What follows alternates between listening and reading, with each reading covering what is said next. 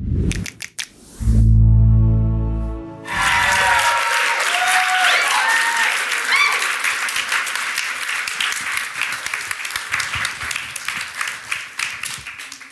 everyone. Hello. Thank you so much to the 92nd Street Y for having us. I so appreciate the opportunity to be here in conversation with these brilliant women. Today we are talking about Sophie Gilbert's incisive book following how 2000s pop culture it was embedded with misogyny and tracing it back to the porn industry. So it should be a wild one, to say the least. At the end of your introduction, Sophie writes, and I will read it, "Analyzing history is an expression of hope. We try to understand all the ways in which things went wrong so that we can conceive of a more powerful way forward." I think those are beautiful words to get us off to a hopeful start tonight. First, I would love to have you guys introduce yourselves individually, starting with Sophie. Please introduce us to your book. Hi, I'm Sophie Gilbert. I'm a staff writer at The Atlantic. I think I'm coming up with my 11th anniversary there, so yeah, I've been there a long time. My book, Girl on Girl, is about what pop culture did to women in the 21st century. Yeah, that's it. I'm Amanda Hess. I'm a big fan of Sophie's book, and my book, Second Life, comes out next week. Thank you so much for having me. I'm Anna Marie Tendler, and I'm the author of Men Have Called Her Crazy. And I just am so excited to be here. I loved Girl on Girl so much, and I feel like it explained a lot of the rage that I walk around with on a daily basis. We will be getting into it. To start, I will start at the beginning of the book. Early on, you cite 3 moments in 1999 when you were 16. One of them is a Britney Spears Rolling Stones profile that's more preoccupied with her body. Another one is the success of the film American Beauty. And the final one is when a nude portrait of a children's TV presenter was projected onto the House of Parliament. I'm curious to start with these, to wonder why they stood out to you to start there in the 90s. And then to you guys, was there a formative moment in your teens where you saw misogyny bright and bold for entertainment? So I think I came back to these 3 moments because I really remembered the vibe of 1999, and I don't know if you guys too, but it just felt like kind of techno-utopian, where it just felt like we were on the cusp of this new millennium and everything was so full of potential. And being 16, I was so excited about like being grown up and what it meant and, you know, where my power was. And it was so clear, I think, looking around me in pop culture that power was sexual for women. Like these were just all the messages that we were getting. And I remember sort of mildly being like perturbed by things. Like I think the TV presenter in question was named Gail Porter, and I'd grown up watching her, and she posed for a men's magazine, and then they decided in a marketing stunt without her consent to blast the pictures on the side of the Houses of Parliament, which is where our government sits, obviously. And it just felt like this real affirmation of the idea that like that's where women belonged, not in Parliament, like making decisions and being part of power, but being outside and being sexualized. So I was trying to find memories of mine that also seemed to say something about the era. And these 3, for some reason, just really stood out. And American Beauty, my God, I don't know if anyone's rewatched it, but what a movie, guys. I'm like remembering right now that I saw that movie with my dad. Oh my God. Still, it's like whenever do you ever see like a plastic bag floating and you're like, oh my God.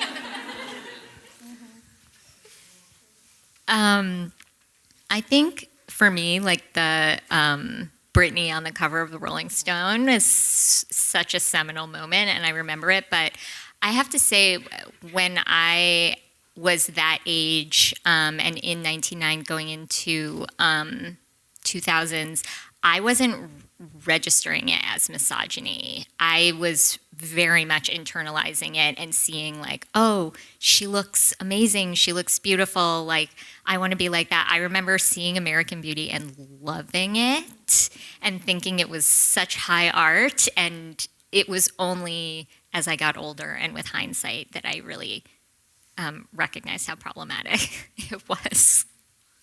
Yeah, I feel like, Britney Spears looms so large in this era, and I really feel like the release of her first single and video, like, marked the end of my childhood for me. It came out when I was 13, and I have this memory of, like, listening to the song, like, blasting on the school bus, and now I'm sort of like, but where was it blasting from? Maybe it was just, like, it seemed like it was everywhere, but it wasn't, but, I just remember having this feeling, like knowing that her music was marketed to girls like me, but her body was like being marketed to boys and in fact men, and that being like a very strange moment for me. And then I remember, watching American Beauty, my reaction was, okay, this is a desirable young woman and I'm not her. I remember identifying with the girl who wanted to get plastic surgery. Which is that was probably the first time I ever thought about plastic surgery. And I still, like, even though I have, like, no intention of getting it, I watch so many Instagram reels that are, like, before and afters, where I'm like, if I just had $10,000, like, what would I do? So I think, in some way that stuff has really stuck with me. It's so weird about American Beauty, too, because they really aestheticize, like, the creepiness, like the flower petals and the way that she's this kind of eroticized floral centerpiece in the middle of all these roses. It feels like it's kind of defending the creepiness in a way by making it seem artistic. Do you know what I mean? Unfortunately. And then it's like, it's Kevin Spacey. Yeah. That is, the Kevin Spacey of it all is true. Looking back, the treatment of Britney Spears following her mental health crisis, it stands out as so particularly cruel in hindsight, especially. What was it like witnessing it at the time and having conversations about it with other people? What were people, men, saying back to you, and how does a young girl internalize that? I remember this because I was working in restaurants at the time. I was saving money for grad school, and my boss, my manager, was in the office when she shaved her head. And I was working a shift, and he was like, come on, you've got to come watch this. And it was like this TikTok of by the second coverage of this woman's mental health crisis. And at the time, we didn't see it like that. It was like rolling entertainment. It was so weird the way that we had just absorbed the idea that it was normal to kind of treat this as news, to treat it as like something that was being served up to us that we could, consume as cultural consumers, rather than the profound. I mean, now it seems so obscene, and Amanda's written so well about like so much of the obscenity of like that is clear now in our revisiting the era. But at the time, it just felt like, oh yeah, what's happening? There was an experience I had watching, was it on the MTV Video Music Awards when she was, what was the song, Give Me More? Yeah. I remember watching this performance and, like, frankly, like, I don't remember talking to any men about it. Like, I was talking to other women about it, and it was about how just, like, kind of sad it was, but a little funny. It was, like, supposed to be amusing that she was fat and that she, like, had lost this thing, like, this thing that she had, which was, like, her, like, dancing. Like, she couldn't do it anymore. And I think, I'm sure there was something within me, having grown up seeing her as the ideal, that took pleasure in that. It's like, oh, well, look at her now, So, but then I remember watching it again. When she did that, she was pretty newly postpartum. And I remember watching the performance again, like after I had my first or second kid, and just like understanding just the huge difference in the way that I felt about my body and how my body was perceived, and just thinking about this spectacle where she was like forced to dance for America in order to, at the time, it was when she was dealing with all of these custody disputes over her kids, and so it was really like, is she good enough at being a pop star in order to like perform being a capable mother also? So it's just, in retrospect, just like so horrifying.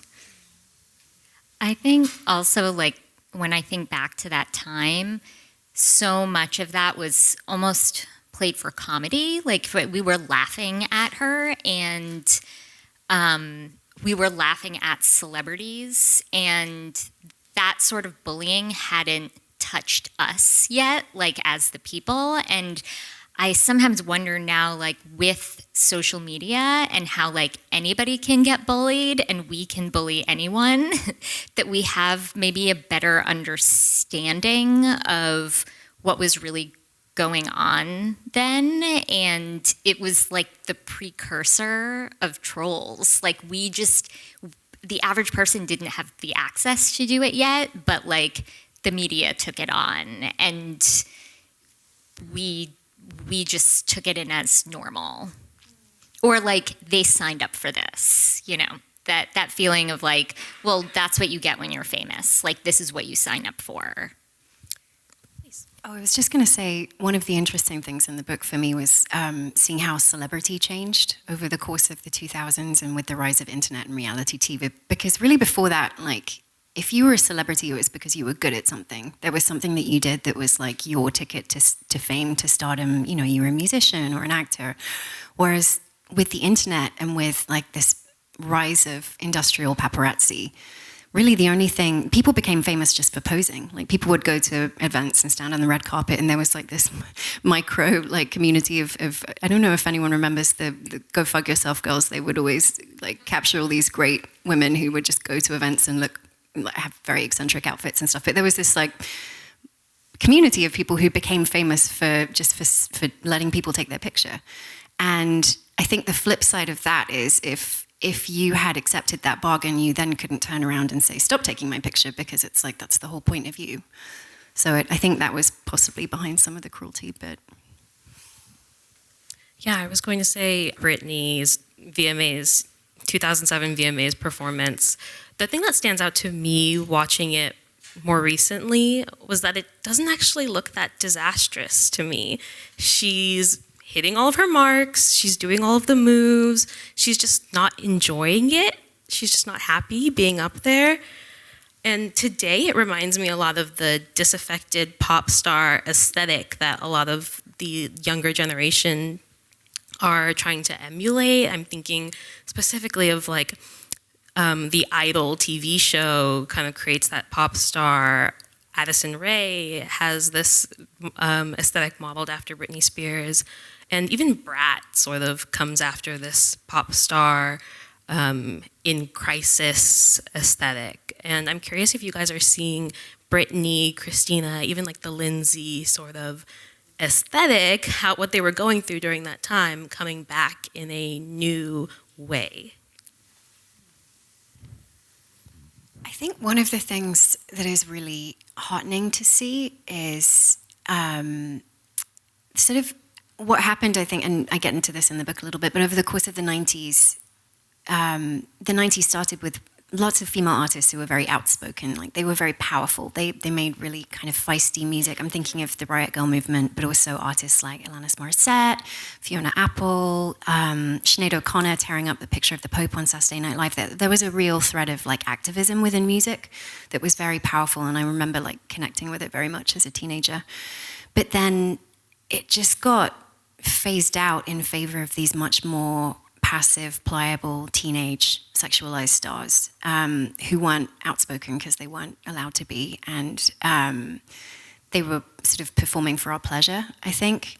Whereas now you have what happened to them anyway. I mean, it's not like they were treated well. Like they were sort of torn apart by the media anyway. So in some ways, you're damned if you do, damned if you don't. But I think what's heartening now is to see so many of the current generation of pop stars like refuse to be silent.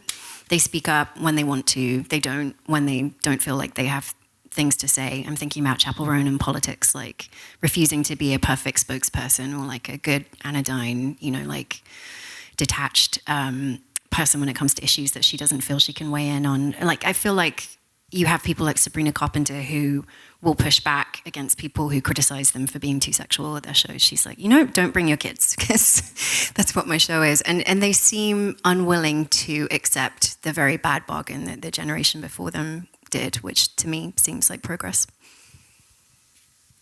I I interviewed Sinead O'Connor maybe 4 years ago or something. This is before Britney Spears' memoir came out, and she talked about that moment where Britney Spears shaved her head, because Sinead O'Connor had, when she started in the music industry, she had very long hair, and then somebody she had long hair and somebody said, you should grow it out longer, and so she shaved it.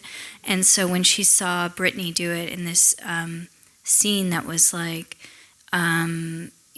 monetized for the tabloids as her train wreck moment, she was like, well, she looks a bit like me. And there was such a power for me when I did this. And I think at least, in her memoir, when Britney was reflecting on that moment, she was talking about this idea of taking away this hair that had in her whipping her hair is always this signature part of her move, and feeling a kind of release and power in that too, which I thought was so interesting. I agree, Sophie, with what you said. I find that kind of Chappell Roan's thing of saying that she's, she doesn't have to talk to fans if she doesn't want to. She's only going to do what she feels capable of. She doesn't owe anybody anything, to me feels very reminiscent of Fiona Apple winning the Grammy, I think, for Tidal, and then getting up and being like, this is all bullshit. That, I remember watching that and being like, oh, scandalized, and everyone was scandalized, and it's like, oh no, you have to be grateful for everything. And it does seem to me that there's a new guard of people that have a bit more boundaries, I guess, or are able to be more boundaried, and there's also more variation in what we're seeing, where, Chappell Roan is very drag aesthetic.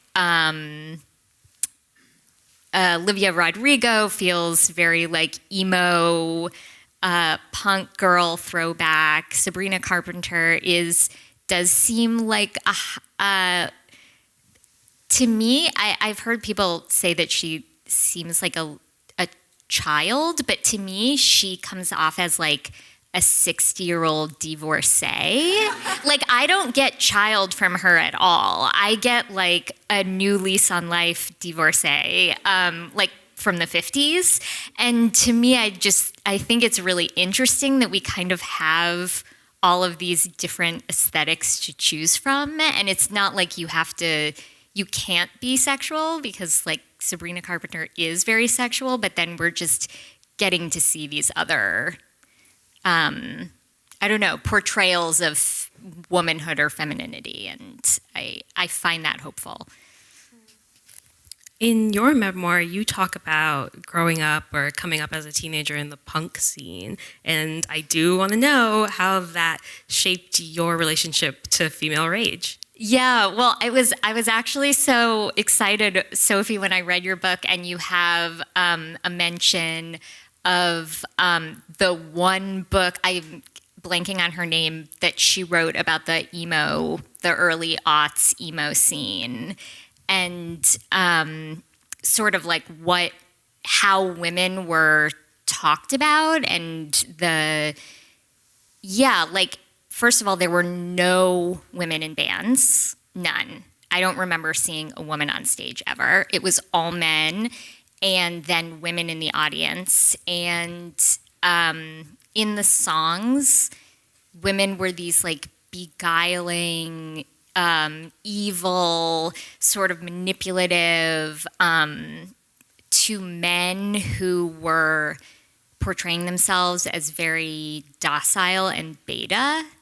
And I think what was so interesting about that, being in that, is that it wasn't that at all. It was older men sleeping with these fans who were younger, me being one of them. And a lot of those, a handful of those men went down later. People came out against them, but I took that stuff in when I listened to that music, and it was like, oh, you can have power over a man if you're manipulative and you break their heart, and that was just not actually what was going on. Did either of you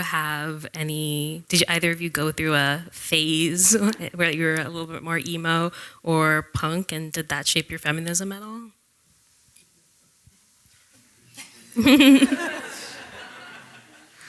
I grew up in Arizona, and so it was kind of like there was a little bit of like a desert goth kind of thing. I wouldn't say that it was a feminist in nature. It was more just like generally alternative.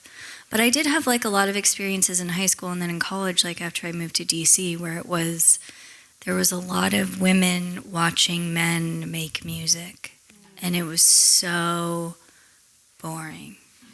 Because it was so loud, you like couldn't even talk to each other. It was so loud, and I feel like I love my friends who make such beautiful music. I love their bands, but I feel like I wasted so much of my own sort of like creative energy just like watching them, and I do regret that. For some reason, when you said that, I had a vision of the moment in Britney Spears' memoir where she's just had an abortion and she's in lots of pain in the bathroom and Justin Timberlake starts playing guitar. Which I would have murdered him, and I think he still, for that, deserves to go to wherever hell is. But yeah, it's just such a, like, the idea of men playing guitar to you. Yeah, it is this like he's like a mythical evil creature or something, like takes out his instrument or whatever at this like very low moment for you. Yeah. One of many things on Justin Timberlake's rap sheet. He's going down for one of them. I wanted to ask you about the title because it really does so concisely represent how the sexualization of women pits us against one another. Is there a story? Yes, it came to me in a dream. No, it really did. No, it didn't really. I was lying awake at night, I think, fretting about something, and I was thinking about like what would be an interesting book project, and Girl on Girl, I think, just came into my head, and so I wrote it on my phone, which I do with ideas in the middle of the night, and then the next day I looked at it, and usually they're like, what the hell? But this one, it made sense, I think. I liked how it encapsulated just this like antagonistic energy that I think was really being fostered in pop culture at the time, like watching women fail, the spectacle of watching women break down. And I naively, I think, had not expected that so much of the book would end up being about porn, but the real thread of the research through every chapter, I mean, one thread was Demi Moore, she just kept coming up, but the other thread was porn. Like, it was such an influence on 2000s pop culture, and it was everywhere. It was in literature, it was in film, it was in music, there was really sort of not just the aesthetic of it and the sexualization, but the ideas and the power dynamics. It just sort of came through in every medium that I revisited from that era, so it came to fit. And the moral is always write your ideas down in the middle of the night, because sometimes they might work. I also, I was going to say, I also think about Girl on Girl in the middle of the night.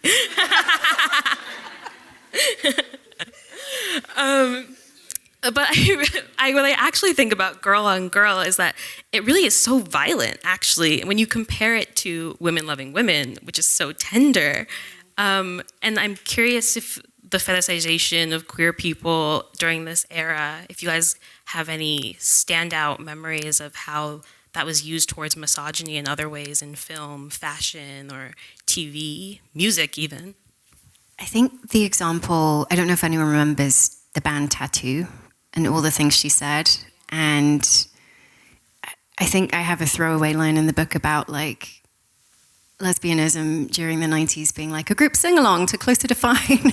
and the Indigo, and like all the positivity and the sisterhood and the sense of connection. And then suddenly Tattoo come along and it's like these two schoolgirls who aren't queer, who are being like manufactured in a band by a like Russian guy who's addicted to porn. It was such a dark story. And in the video, I don't know if anyone remembers, but they're being watched by adults while they're like romancing each other behind a fence. It's a very strange thing. And I think that was so much the moment that seemed to encapsulate like what was happening to culture in that particular era.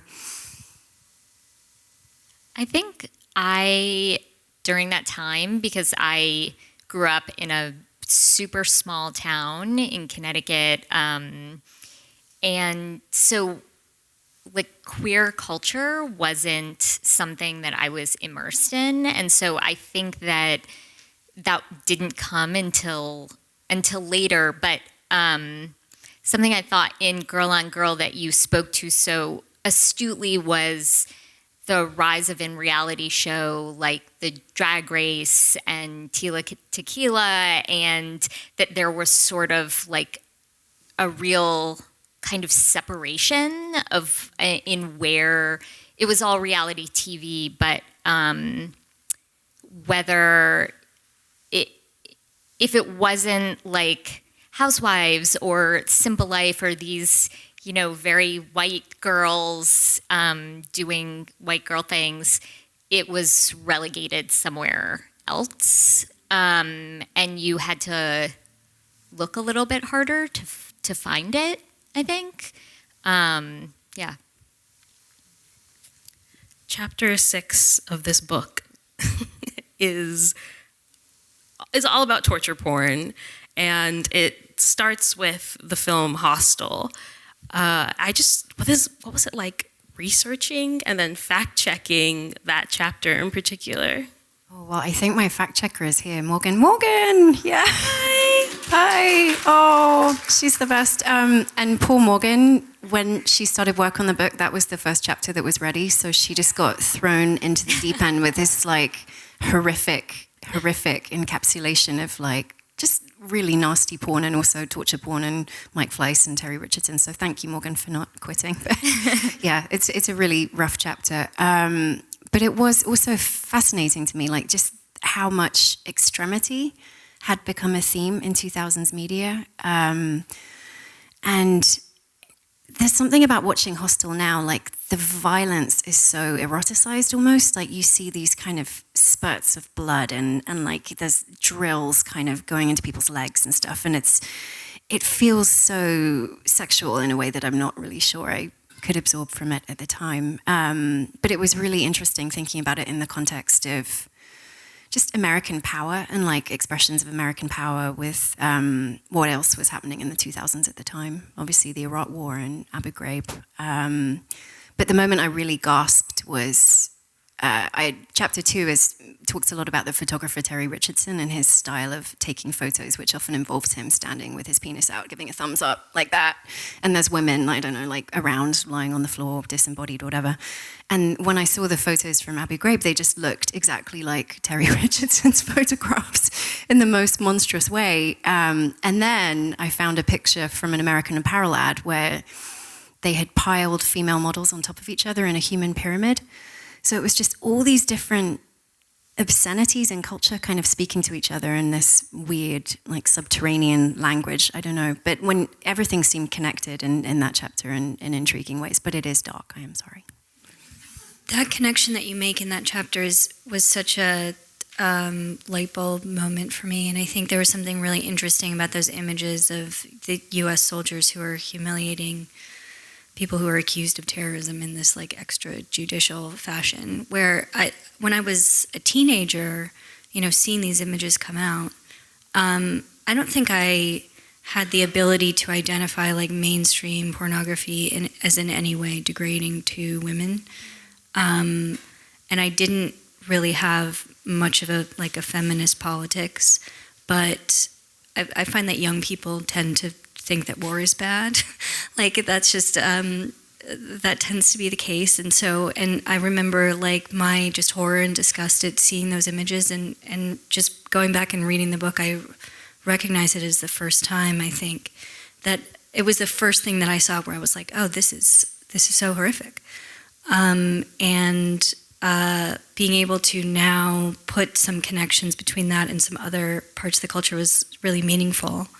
But also, you know, one thing that I think is so depressing about what's going on now is those images, in the, when they came out in the early aughts were supposed to be like humiliating, like embarrassing to America. And now, like the current presidential administration is just manufacturing such images and releasing them instantly as part of their like political campaign. And so, I mean, it couldn't be more mainstreamized or publicized. I particularly loved the porn and torture porn chapter. I think also when I was in grad school, I wrote my master's thesis on lip filler, and porn was a really big part of that research, and just the way that the aesthetic of it just suffused into culture in such a major way was something that when it was happening, I was not aware of at all. I only became aware of it later. But I also think something that you really make the connection to, that this porn chic and the torture porn aesthetic like gave men the ability to treat women really poorly under the guise of art. And I couldn't help but think about Requiem for a Dream, and like that famous scene that everybody knows with Jennifer Connelly, and how at the time it was so lauded as being groundbreaking and sort of, oh, he went there, and now I think about that and I'm just like, why did you do that to her? Like, why would you want to film that? Why would you want to watch that? It's so incredibly degrading, and I don't think super integral to the story, like could have been left out of the movie or shot in a different way. Yeah, and so to look back and see, oh yeah, we were really intaking images of men like truly treating women like shit and incredible violence, and it was normalized, not only normalized, but it was artistic. Amanda, you mentioned feeling a little separation from feminism. I'm curious if you guys ever went through a period in this like era of post-feminism where you were distancing yourself from the label, and how did you overcome that, and what was the influences that led to it? I don't remember. I don't remember, but I do. The thing I remember about taking in Britney Spears as a spectacle was like, okay, I'm not gonna look like this. I'm not gonna like present myself like this, but at least I can like not be the bitch who's like complaining about it. At least I can like accept it, or like seem to pretend as if I'm accepting it and seem to accept it. And I think just thinking back to this time in my life, like I think the things that I was most scared of for myself, like when I was a teenager, was like sex and writing. I was like terrified to be asked to write, to do something like that, which is so strange thinking about it now. It's like the only thing that I do with my time. But I think it was just gaining that practice that allowed me to like articulate things where it didn't have to be, where I was able to have a conversation with myself, as opposed to like always presenting my thoughts as a part of my, middle school or high school identity presentation or whatever. I remember having really ambient dissatisfaction, I think, with the way, as I said, I was working in restaurants a lot, and you just don't get treated well, I think, when you work in that job. And I remember a lot of like dissatisfaction and knowing that things were not right in the culture at large, but not being able to, like, I didn't have the language, I think, to explain what was happening or to make sense of it in my own head. But then I read this book by Ariel Levy called Female Chauvinist Pigs, I think in around 2006. And it just was like someone finally for the first time was calling everything out that I wanted them to call out. Like it was such a good excavation of so many media trends, but also like just why women and girls were kind of going along with it and even like encouraging it in some ways among themselves. And the fact that she was able to give language to it and to be the one to raise her hand and say, really? Like, is this what we want for ourselves? It was like a holy text for me. It made so much sense, and it made me in many ways want to be a writer. I think for me, I was definitely somebody who internalized the messages of the early aughts and saw like, oh, I can use sexuality as power. This is my currency, and this is how I will mean something to people who have more power than me. And I think, in my book, I write a lot about how I ended up in relationships with men over and over again where there were really extreme power imbalances. And for most of my life, from the time I started to intake media, I was living through a time where sex was power, and it was kind of the only thing that you had. And also, women were expected to be like in on the joke. And I really don't think, I remember like post-feminism like didn't jive with me. Like I was kind of like, well, the Sex in the City doesn't really make sense. And I remember being young and sitting in a dermatologist's office and seeing a promotional photo for Botox, and it being like, do this for you. And that was like the thing of plastic surgery. The greatest trick of plastic surgery is that we took it and it was remarketed as empowerment. And I remember seeing that and being like, I don't know about that. Is it for you? And so I think it happened slowly for me. But then as I started to question these things, I just became angrier and angrier. And it was my anger and my rage, I think, that made me investigate these things further and try and make sense of why I felt this way. That was also the word that was used to defend Wonder Bras. When people complained that their billboards were sexist, everyone was like, oh, but it's empowering. She's empowered in her Wonder Bra. And that word came up so many times in the book. Whenever I see it now, I'm like, ooh, like you get spidey sense, alarm bells going off in my head, because it's never being used to defend anything good. Like, inevitably, if something is being defended as empowering, it's not actually giving women power. Right. In this era where we're seeing a lot more traditional notions of femininity come back into the mainstream, are they still using that empowering language, or is there new ways to sink their teeth in? That's such a good question. I don't know. I mean, I feel like I saw the word empowering being used to defend something, and it was probably bad.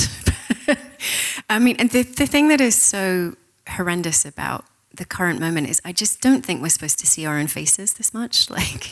And I feel lucky, I think, in some ways, to have come from the generation where we really were able to be teenagers without seeing our own faces in such HD images all the time. Like, I do remember that Facebook moment when suddenly you'd go out and the next day you'd have like 50 tagged photos of yourself, and it'd be like sweaty and disheveled, and but it was nice, right? Whereas now, I don't know, I mean, everyone's just seeing their own faces all the time, and they're scrutinizing themselves and they're looking for flaws, and they've kind of internalized that gaze, but they're also policing their own image all the time in selfies. But I do it too, so. My kids are 2 and 4, and they're already so good at posing for pictures, and they love just instantly saying, they're like, again, show me the video, again, and I'm like, sure, whatever you need, so I can get through the evening or whatever. But they are just, I don't know, there's a part of me that's like, well, at least you'll be good at this thing that you're gonna need to have to do. That I've always been so bad at. That's a horrible thought, but my kids are also boys, and so I think I do have a different, I can allow myself to feel more blasé about it, which is bad, but yeah. I get the sense that a lot of people, like, the empowerment argument is sort of the jig is up. Like, we see through it now. And I think that everything is much more on the surface now. Like, we know that everyone is so skinny because of Ozempic. We're not like, oh, she dieted and whatever. Like, we know that. Or, that every single actress gets work done. Like, I'm not surprised when I hear someone say, like, oh, so-and-so got a facelift. Like, I think that the, like, do it for you empowerment part has sort of been left by the wayside a little bit. And it's now just what it is. Like, you don't have to convince anyone anymore that it's empowerment, because it's almost like a necessity. You just have to look better, and you have to now be incredibly thin. And yeah, in a way, to me, it's almost scarier, because it's like we've all just accepted that, like, oh, well, this is life. Everyone gets plastic surgery and everyone's on Ozempic, and that's just what it is. Yeah, I feel like there's a point of light in your book that's like, even as these forces are reasserting themselves, there is like a higher level of media literacy. And I think that's so true. But I also feel like I just have this, all of this information in my brain that's like, oh, celebrities use corpse fat in their face, like corpse fat matrix from donated. Just like look it up. I know too. It's like I have the media literacy that to understand like what's happening, but I also know like literally what's happening, and we have all of the information about everything. I don't know how helpful it is. It just continues. Yeah, I guess having the information is not actually that productive if it doesn't change anything. I've been thinking a lot about women, especially women aging. And it speaks to what you just said, Anna, because at the Golden Globes this year, we had all these women in their 50s, 60s, even 70s, and they were visible and they were being nominated for, in many cases, the best work of their lives, like the best performances of their careers. And that is pretty new, like, especially in the 2000s, there were just not movies about women at all. Especially there were not movies about like beauty standards and the transition into motherhood and how crazy it makes you. There were just, these kinds of stories were not being told in mainstream film. And so it is incredible to see so many actors in midlife and even later in life being so powerful on screen, but there is still this cost of entry, right? Which is like, if you are going to be visible at that age, you have to meet the standards of visibility, you have to look a certain way, you have to do the work, and you have to fit the presentation standard. And I don't know, it's a paradox. It's sort of incremental improvement, but it still feels like a trap in so many ways. Yeah, I totally agree. Like, looking at those women, it's like, well, that's not what a 56-year-old normally looks like, And so it does feel very much like a trap. Like, oh, now that is the standard. Like, now that's what a 50-year-old looks like. A 50-year-old now looks like a 40-year-old. We're still in it. Yeah, one of the many surprising things in the book for me was that some of the top earners on OnlyFans are women who are middle-aged and older. And they're also women who were celebrities and sexualized during the 2000s. Who do you think is subscribing to their OnlyFans now? The same men as before?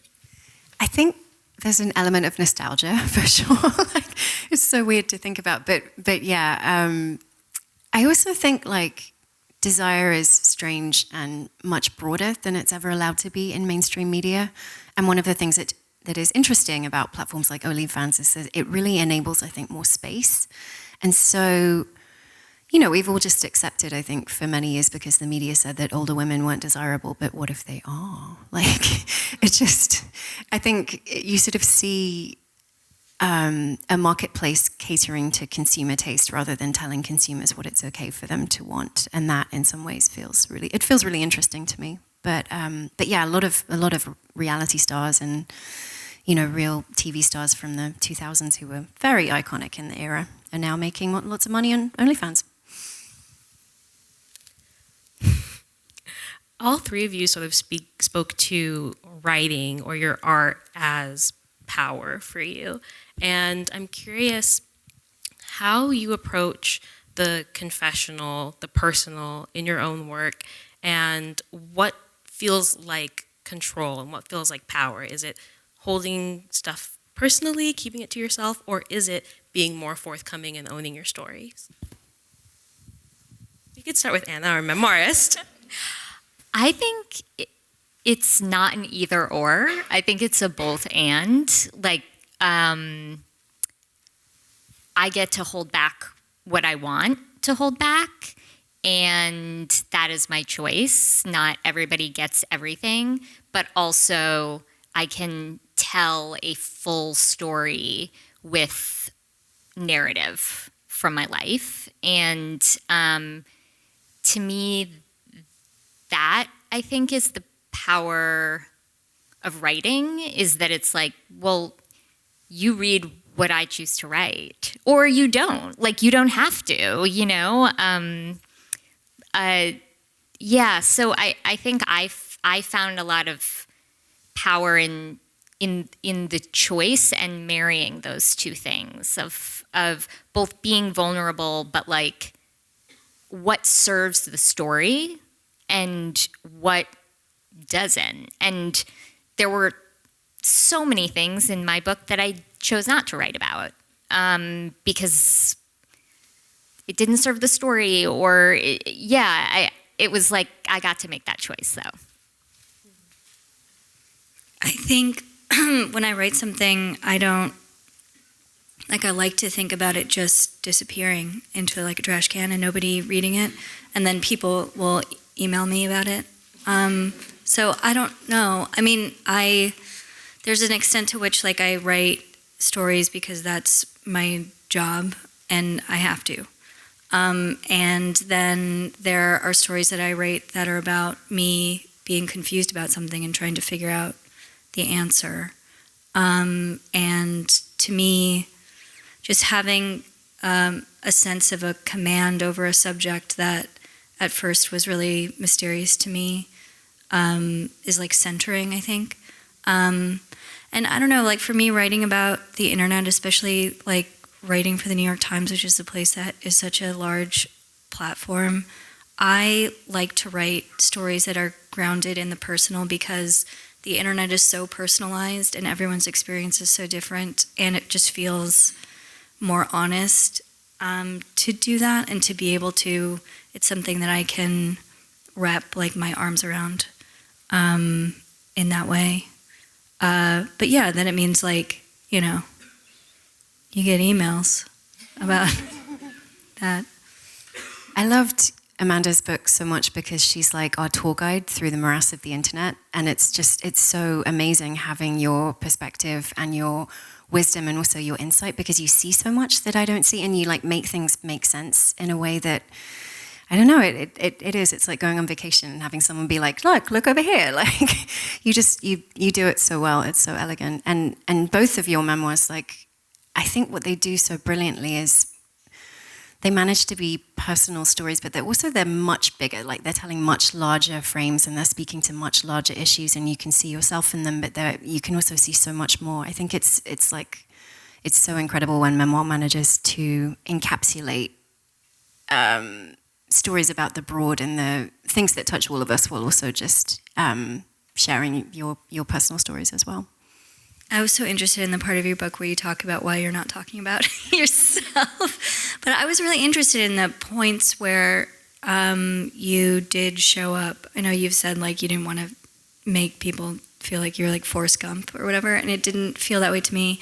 For me, it was like, I mean, I loved this it's a really small part of the book, like your sort of like personal experiences. And there was something about it where every time I saw you again as a teenager or someone in their early 20s or whatever, you're like reminded that this person who has such authority as a critic over this subject, like, didn't always, and was just living through it like everybody else. And so you can sort of imagine the intellectual journey that happened in between those things. And so I thought it was so wonderful and effective.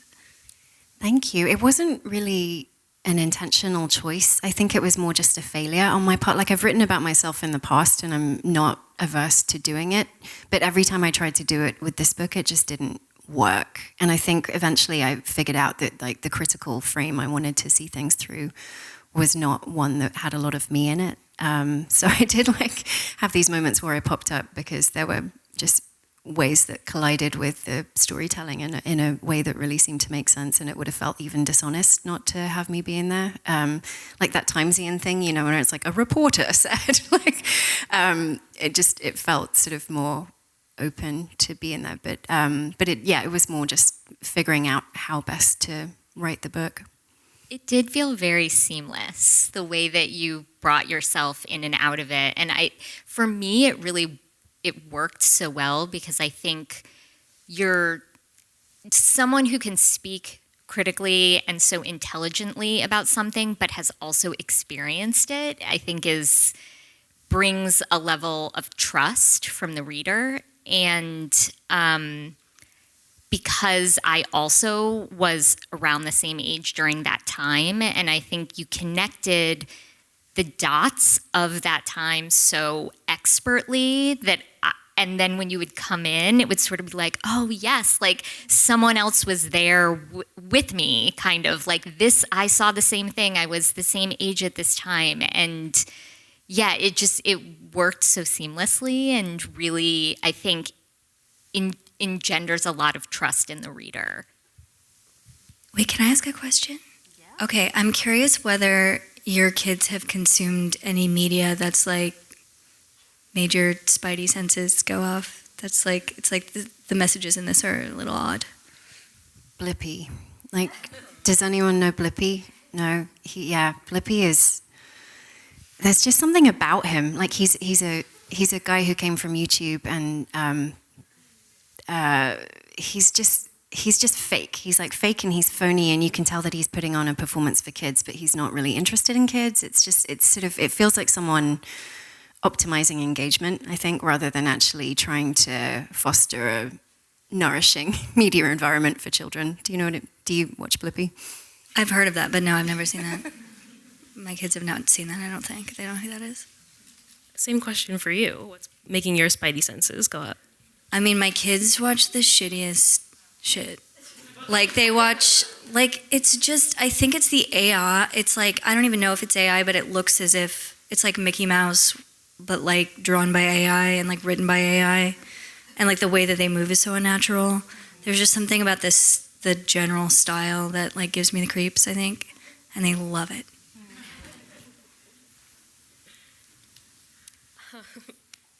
One of my favorite threads in the book is how you're very coy about mentioning the Kardashians. Was that a conscious decision? Because it's so fun, actually, when you're reading it and you're like, when's she going to do it? When's she going to mention them? I think I wanted to tease that they were coming, so that people wouldn't be disappointed, because they are obviously such a huge part of everything, that it seemed necessary to say that they would be in the book, but also they're so overexposed in a way that is not particularly interesting to me. Like, what I was really looking for with the book was like stories between the lines. I wasn't looking for the parts of this history that were really well told and well trodden. It was more like, what insight can I find that no one has pulled out yet, or like no one has connected? And so that obviously they're fascinating lenses through which to consider womanhood, beauty, like gender, family. Like, so many of the dynamics of our lives are reflected in this one family. And so many of their family dynamics are similar. Like, I fight with my sister. I sometimes pick at a salad. You know what I mean? Like, it's just all... but that coy is an interesting word. Like, I think it was always a dance. It was like wanting to do my duty but not get bogged down, if that makes sense. For my final question, I do think it would be great to hear Amanda speak to this as well, but something that I think I can only say in a room full of book lovers is that by the time I got to the end of your acknowledgements, I kind of decided to tear up. And that's maybe just because I love acknowledgements. But you start by thanking your childcare providers. I think that's so special. My mother was a childcare provider. And I would love to end by talking about how the notion of having it all or being a girl boss is almost exclusionary for a lot of working class women. And as women who have to dedicate so much of your time to work instead of being with your children, how does that particularly, how does that sit with you, basically?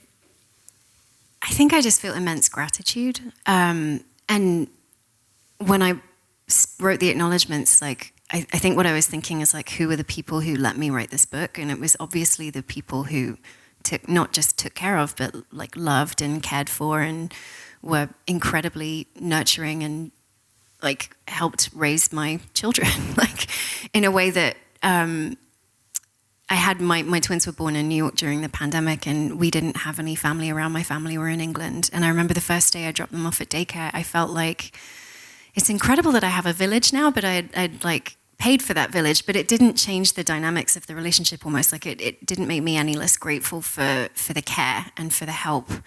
And I do feel immensely lucky that I am able to have this space to write, but also have my children because other women are caring for them. It's a complicated dynamic, but for me, I think there's just nothing but like gratitude and appreciation. I also thanked my kids' caregivers like at the beginning of my acknowledgement section, and I ended up thanking, I think it was like 30 people, because I have 2 kids who have been in a daycare for like the 4 years that I've been working on the book, and I couldn't have done anything without it. But I think just like, you know, there are so many things that like I just ignored before I became a parent, and this was one of them. Like, daycare is so punishingly expensive, and it's only gotten more expensive over the past 4 years. And like finally, in the fall, my kids are going to be in like universal 3K and pre-K, and like that's going to be a huge help. But even so, like the salaries of childcare workers are like so unacceptably low. It just doesn't make any sense as a commodity. And I think that's something that will stay with me for a long time, even though I've almost overcome it. Yeah. But I mean, I've also had this feeling that's like, I would love if I could quit my job for a few years with no professional consequences, and I don't feel that I can. Like, it just like, you know, just imagine being like a slightly older woman, like who's unemployed and like trying to get, you know, another job. It's, you know, but in a different country that would be more possible. So. Okay, these are not our final thoughts. We're going to open it up to the audience for some questions. I don't know, we can just raise hands, shall we? And Sophie, you should pick them out and decide who you want. Any questions for our esteemed panelists? We can just talk about favorite Spice Girls songs. Ooh, yeah. Ooh, yes, please. Should I just shout? Yeah. Okay. This is sort of picking up on this last question. But I'm thinking about the Girl Boss chapter specifically, and it feels like in that chapter you arrive at this argument that's sort of like the girl boss is the culmination of like neoliberal Reaganomics, where feminism has been sort of atomized into like individual responsibility. And I guess I've been like, as I'm listening to you speak, I'm listening to that and thinking about your final chapter, which has sort of a hopeful note, and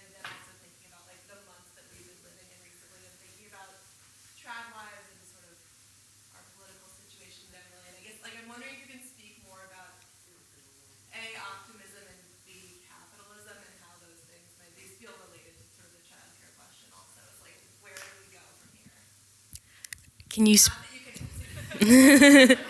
can you speak to optimism and capitalism and all of the forces that we are being put under right now? Yeah, optimism is hard. I think the thing that was interesting about the book was just seeing how cyclical everything is, like especially with regard to history, and how every movement has a backlash and then a counter backlash, and every administration. I mean, we've seen it so much recently, right? Like Donald Trump is the backlash to Obama, and then Biden, and then Biden. Like it just feels like we're swinging back and forth between these like very destabilizing realities. But I don't know. I mean, the reason why I wanted to write the book, I think, is because I wanted to make sense of things that had shaped me in the past, and what became clear, I think, in the writing of it was just how powerful stories are, how powerful storytelling is, how powerful media is, like how much we absorb from everything around us without thinking about it, without noticing it, without being cognizant of all the ways in which our ambitions and dreams and desires are being shaped. And the storytelling has changed so much,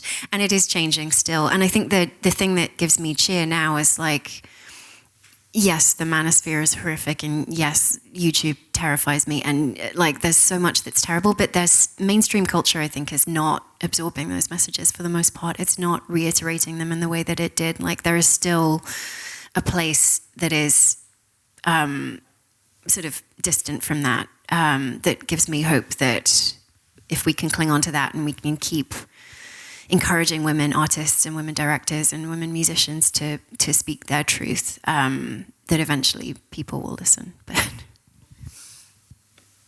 any other questions? Yes, please. Hi. Hi, Natalie.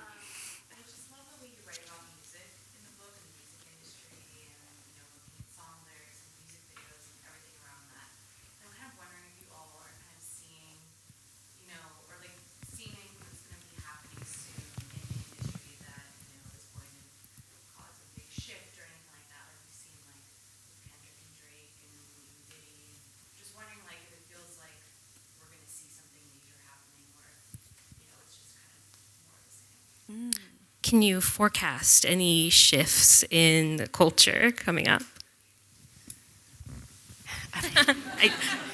I mean, Amanda has such a good line in her book about the freedom of becoming a mother and being terminally uncool is like you don't have to know who Tate McRae is. And when I read that, it was after someone had just asked me to put Tate McRae in an op-ed, and I was like, no, I don't want to. I don't need to know who this is. I feel like I'm so out of touch, and maybe Spencer, can you? No. But I don't know. I mean, music is just, it always seems to be where the agitation and the provocation is happening. And I wish I were better passed to talk about current trends, but I'm not. All my music is from 2007 still to this day. You guys? I mean, I think it's really amazing how women have permeated music in it, like that. I love it so much. It gives me so much hope. I'm like, I don't want to listen to anything that a man puts out ever. And that was so hopeful. And even like, you know, the Grammys this past year, it was all women nominated, and kind of like for the first time. And I think that I do think that as certain parts of culture get shut down, the disruptors find other avenues in, and perhaps like that is an avenue in right now is music.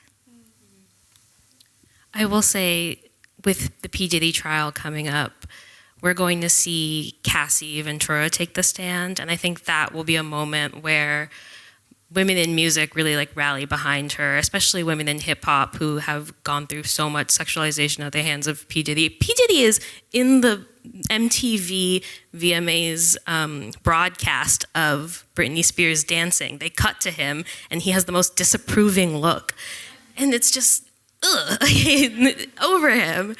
But hopefully, because we're seeing P. Diddy go on trial so publicly, there will be a rise in the women in music coming together and speaking out against other men who have been in the industry far too long, preying on them. Amanda, did you want to add anything? No, thank you. I'm sorry. Any other questions? I'm curious, I just started the book, but in the introduction you talked about, you posed the question, who sets the agenda? And I was curious because the book seems to look on several kind of micro movements over these decades, and I've been aware of that growing up too. Like, how much was it a conscious, concerted effort, and how much was it kind of opportunistic and reactionary? The question was about how much. I do think I kind of speak in. The question was about who sets the agenda, I think, for shifts that are happening that tend to be negative to women. I sort of. The Illuminati. No, I mean, I was always. I think so much of it comes through in the book as just being about money. Like, there are people who make decisions in offices, in corner offices, in suits, and they. My boss is sitting in front of me in a suit. He's a corner office. But there are people who make decisions based on money, and so many of the changes that seem to define this era were simply about like what would sell. Particularly, I think, I was so curious in the book about how third wave feminism became post-feminism, and the reductive answer that became clear was the Spice Girls. Like, the Spice Girls were just so immediately popular, and they were so good at selling things. They had like something like $500 million worth of branding and commercial deals in their first year and a half as a band, which was unheard of. Someone told me they had a Spice Girls toaster. Like, I don't know if it's true, but I haven't been able to fact check it. But there was Spice Girls, everything. And I think once people saw how much money could be made from those kinds of acts, that kind of music, those kinds of bands, it was game over for the women making music about abortions. You know, it was much more like, what can we mainstream? Like, what is most palatable? What will like sell Chupa Chup lollipops? I don't know, like Bonnie Bell lip gloss. So I think someone told me that their reading of the book was that the bad guy throughout is like the camera, and I do think that's true. But also, like, money is just such an integral part of it, and using art to make money in the most base way. I just wanted to say really quickly, I loved that you mentioned Josie and the Pussycats in the book, because that is one of my favorite movies. I think it's so well done, and it was so ahead of its time. No one was making that connection, and it was like spot on for what was happening, and it was a culture comment on culture in the moment, which wasn't happening from anybody else. Everyone was just in it, and I was really happy to see it in your book. I love that movie so much. Yeah. But it was interesting, like, thinking about what you just said, there were so many products, and the ones that were the sharpest about the conditions that they were critiquing were not super popular at the time. And I think because people didn't have the clarity to see things clearly yet. Like, I'm thinking about Girls and how people love Girls now. They love rewatching it. It seems like such a perfect satire of a moment in time. But for some reason, like, contemporaneously, it was too sharp. Like, it was too on the nose. I think people couldn't quite see how brilliant it was because it felt too familiar, if that makes sense. I think there's also, something that really interests me about your book is the points where there was like a plausible argument for something being new and progressive, like the idea that the people who really hold the power in American Pie are the girls, and they hold this sexual power over the boys. And so I think, there's also a way in which like people are like justifying it to themselves and deluding themselves in that way.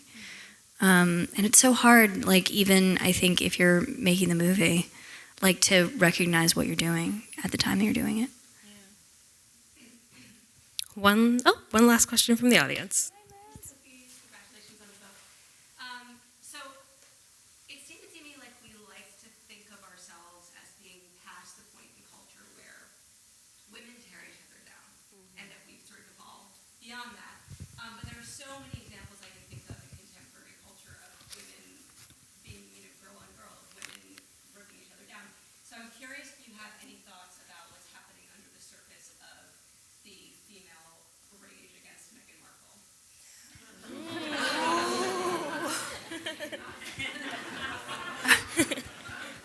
The question was, it was about female rage and as it's expressed often in contemporary media with like rivalries and how it pertains to Meghan Markle. This is so interesting because Meghan obviously was the subject of a fake feud with Gwyneth Paltrow, and I think like people had just decided that they were rivals because they are both beautiful women with brands who do domestic things on camera, and because of that, and there's something like patrician about both of them too, obviously.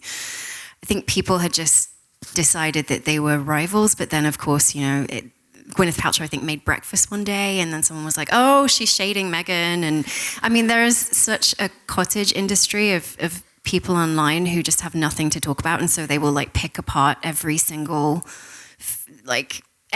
thing every celebrity does. It's just like endlessly analyzed for entertainment, which manufactures drama, I think, in lots of ways. But there is something about Meghan that just makes people crazy. I don't know why. Like anytime you read a Daily Mail story about it, it's like, how dare Meghan use this particular spatula? And you're like, what? Like, let the woman cook. I don't know. Do you guys have thoughts on Meghan? I wouldn't put that many flowers on. I wouldn't eat them so much, but that's just me. I don't know. I haven't seen her show, but I do feel like there's this. I don't know. There's this way in which like Instagram Reels for me is just like recreating the worst parts of like tabloids and just serving them to me. But I was reading the Daily Mail the other day, and I scrolled down to the end where it's like, oh, here are the other stories, and it was Sydney Sweeney steps out in controversial shoe, and I was like, okay, I have to know. And then it was a peep toe heel. I don't think they even like tried to explain why that would be controversial, but yeah. I mean, it's always like famous woman flaunts her body, and it's like she's gone outside in clothes. Like that's the flaunting. Like she went outside in a top, you know. I also think that Meghan Markle is very unrelatable, but like being unrelatable doesn't mean that that person is bad. And I think that that is something that we really ascribe to women and not to men. Men don't, you can read memoirs by men, or you can, you know, just, no one's looking for them to be relatable. And for some reason, we want all women to be relatable. And if they're not, then the ire that is turned on them is very harsh. And yeah, I would love to see that end, because I think it's just fodder for more.